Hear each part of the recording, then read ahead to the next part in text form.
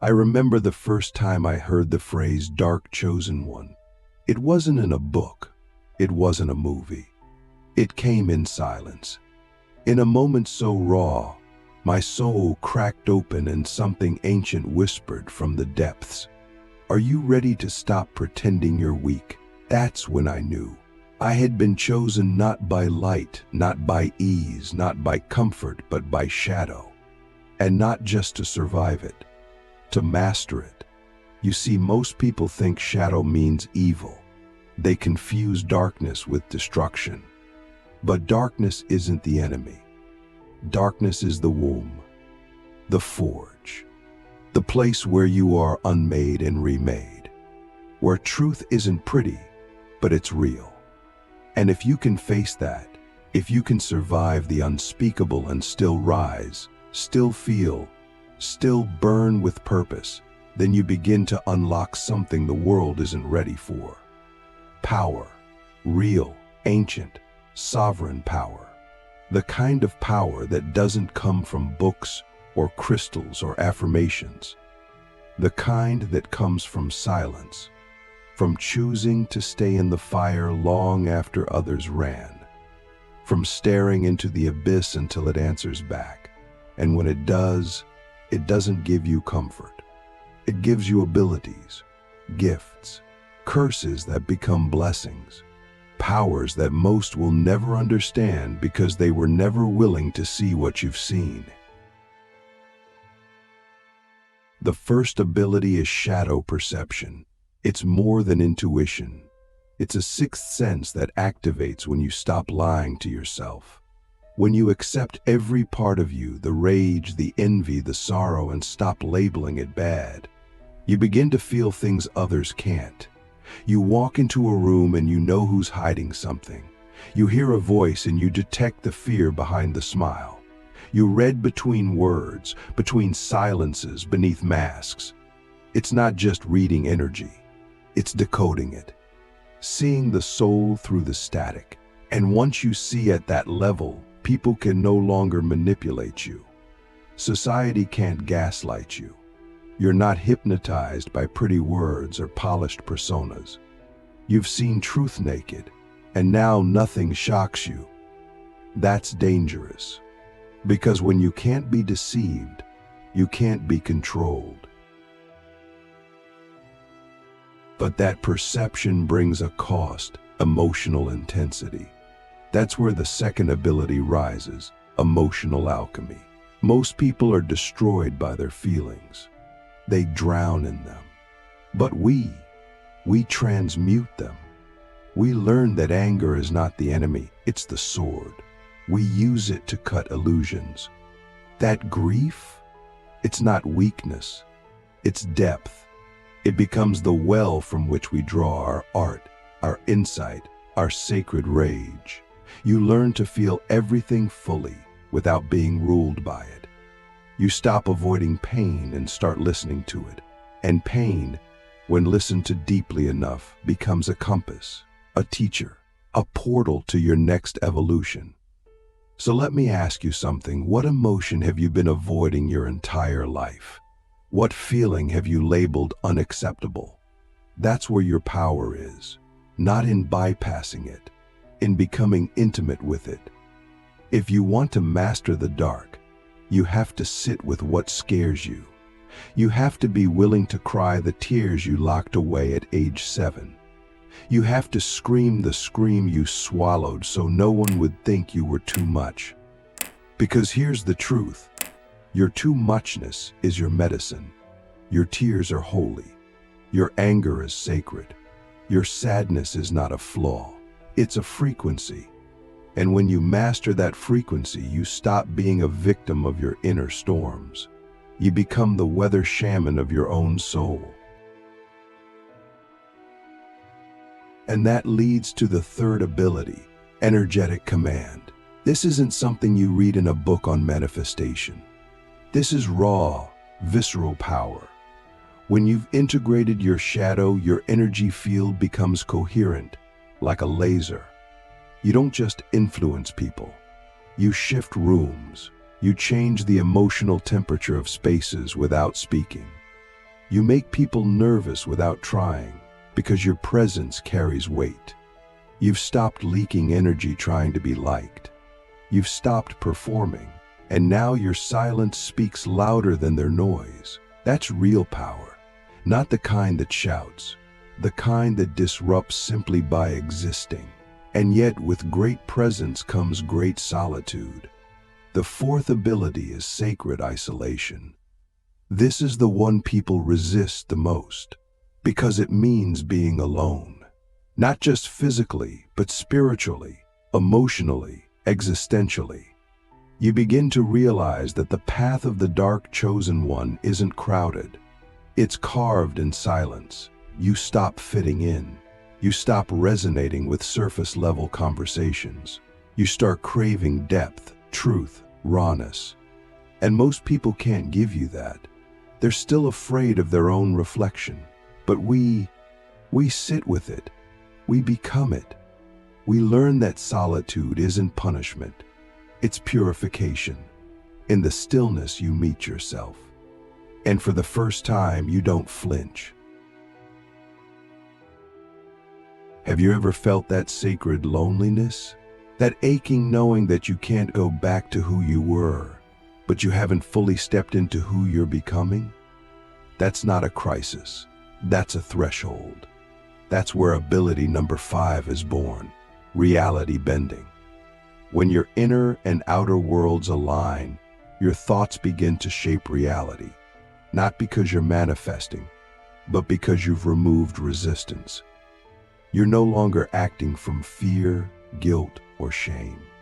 Your decisions are clean. Your desires are precise. Your energy is undivided.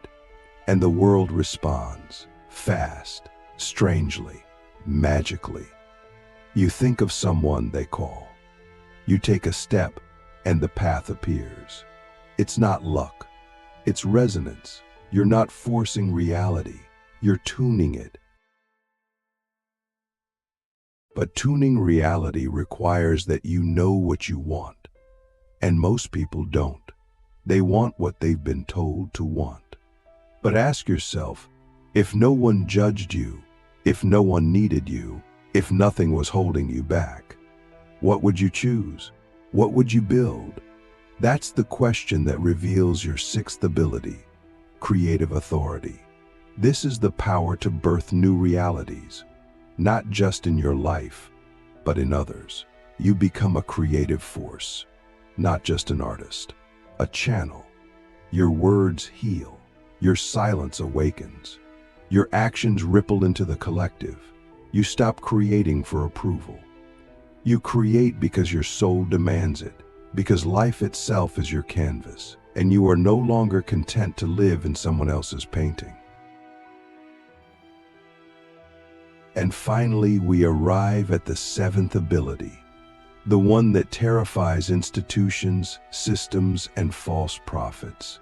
The ability that makes you untouchable, spiritual rebellion. This isn't about breaking rules. It's about breaking programming. You stop obeying out of fear. You stop conforming out of guilt. You start questioning everything, every belief, every rule. Every truth that was handed to you before you could think for yourself. And in that questioning, you don't become lost, you become sovereign. You realize that the highest authority is not outside you, it's within. And once you wake up to that, no religion, no government, no culture, no family system can own you again. The soul that cannot be broken. How dark power makes you immortal in the eyes of the universe. When we begin to activate these 7 abilities, something irreversible happens, not to our bodies, but to our essence. We stop identifying with the temporary. We stop fearing death, rejection, loss, and even failure, because we realize what we are cannot be broken, not truly. Not at the core. This is the first real taste of soul immortality. It doesn't mean we become invincible in the physical sense. It means we become unshakable. Because we've met the part of us that exists beyond fear, beyond time, beyond illusion. That's the part the world has tried to bury beneath labels, trauma, control, and programming. But once you touch it, once you sit in silence long enough to feel the pulse of your own eternal nature, you begin to walk through this world differently. You stop rushing, you stop begging, you stop proving, because you know who you are, and that knowing cannot be undone. This knowing begins to radiate through every part of your life.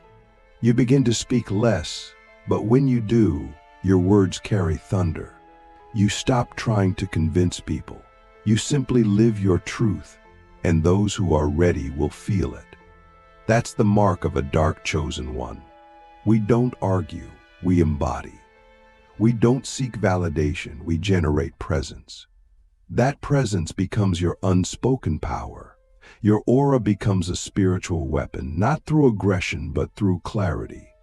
You walk into a room and you don't adjust your energy to make others comfortable. You remain who you are, and the room adjusts to you. That's not arrogance. That's alignment. And it's terrifying to those who've never met someone who refuses to shrink. But let's be honest, this path is not easy. It's not glamorous. It's not safe. Being chosen by the dark means being chosen by truth. And truth is the most dangerous frequency on this planet. Truth destroys illusions. And when you begin to live as a vessel of truth, you'll lose things. You'll lose friends, lovers, jobs, even identities. You'll be misunderstood. You'll be called names. You'll be called names. You'll be told you're too intense, too deep, too different. And all of that will hurt until it doesn't. Until you realize that every loss is a purification. Every betrayal is a redirection. Every ending is an initiation. The universe removes what cannot go with you. And at first that feels like punishment, but eventually you see it for what it really is: liberation. You're being carved, stripped, refined, until only the real remains. And what remains is legendary, because when you've lost everything that isn't you, you become everything that is. You become the storm and the stillness, the blade and the bomb.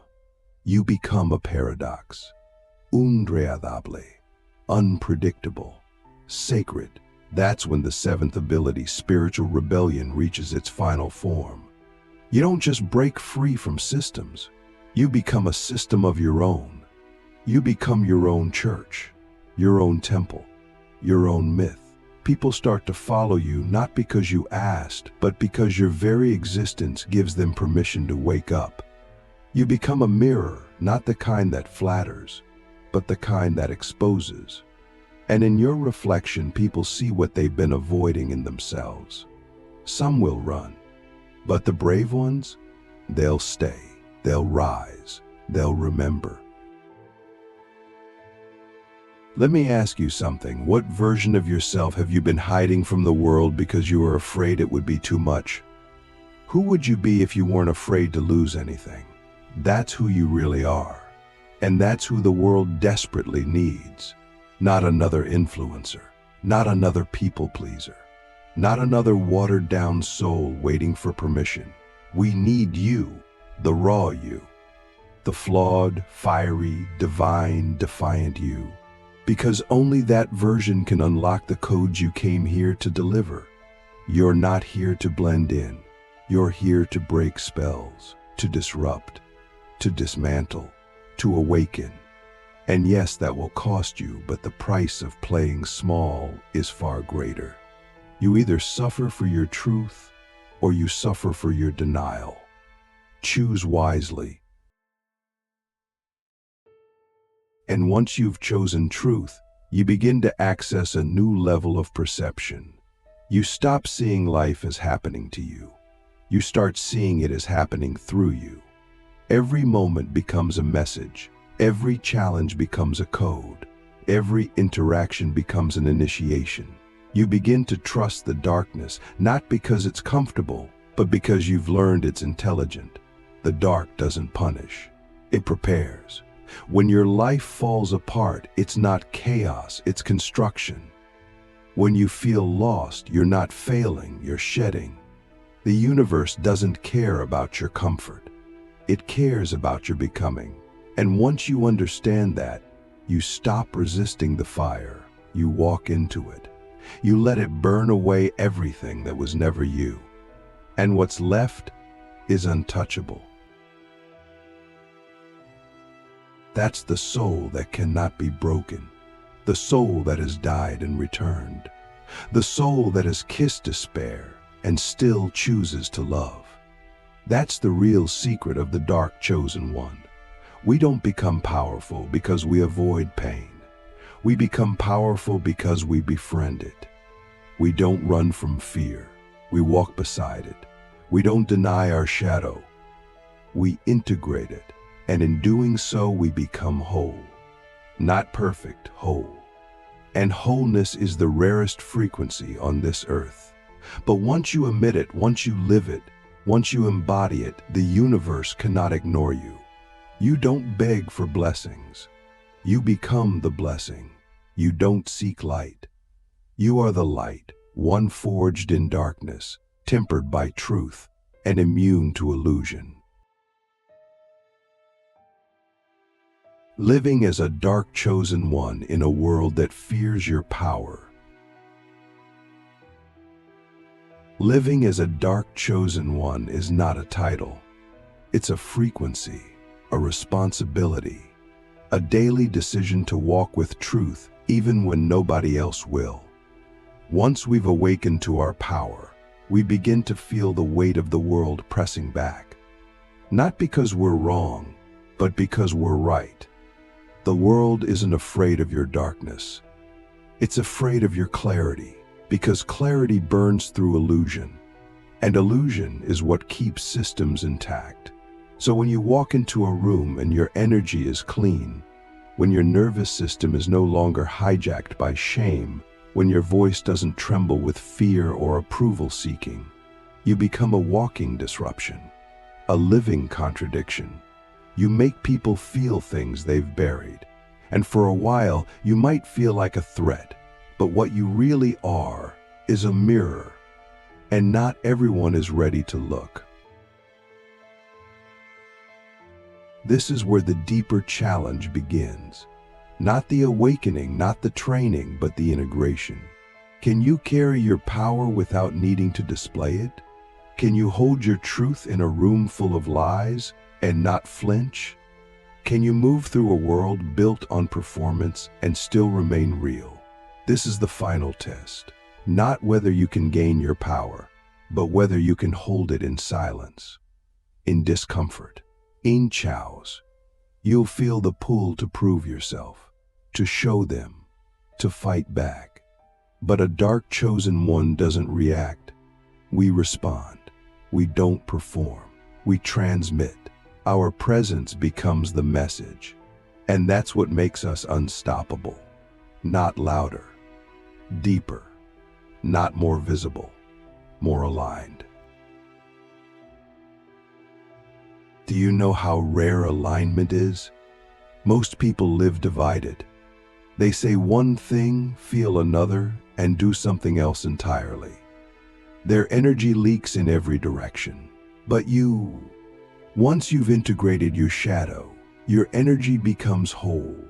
And wholeness is magnetic. It doesn't chase. It draws. You don't need to market yourself. People feel you. They sense the authority in your stillness, the depth in your gaze, the storm coiled quietly beneath your breath. You become the kind of person others instinctively trust or fear, and sometimes both. That's not something you fake. That's something you become. And it only happens when you've walked through every inner death and chosen to stay awake. But with that presence comes responsibility. You are no longer free, to live unconsciously. You are no longer allowed to betray yourself. Every time you settle, shrink, or censor your soul, you will feel it immediately, like poison in your own blood. The further you go on this path, the more sensitive you become to truth. Lies don't just sound wrong, they feel wrong. Fake conversations make your skin crawl. Environments out of alignment feel like prisons. And this sensitivity is not a weakness, it's a guidance system. It tells you where you're not meant to be.